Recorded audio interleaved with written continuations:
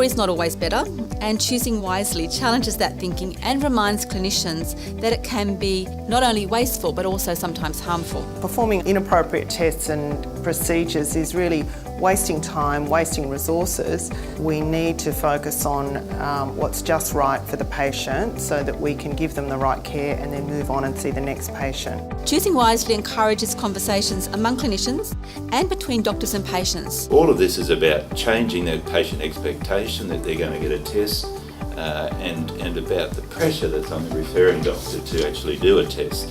And that's where this is an incredible initiative where we can restart that conversation about what's appropriate. Well, I think for the patient there are very definite advantages. I think they will have an evidence base behind the sort of testing that will be done on them.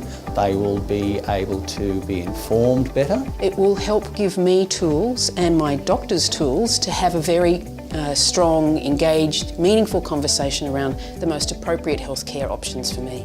I think to have consumers empowered like that, all the evidence tells us that that's where we get better health outcomes. Because certain test procedures or treatments might supplant something that we really need to do instead, that's of higher value, or simply because something adds no value, we're better off without those test procedures and treatments.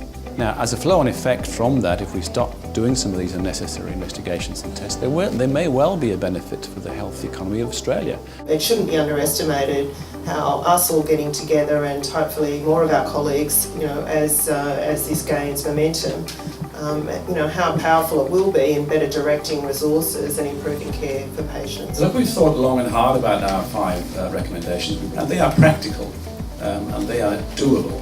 One of the problems for our college was sticking to just 5. There were so many we could have put on the list and it was quite difficult to get it down to 5, so we really are raring to go and add more and more and more as this choosing wisely really becomes embedded for everyone. So we don't want unnecessary referrals, we don't want unnecessary tests, we want health care that meets our needs, that's affordable and accessible.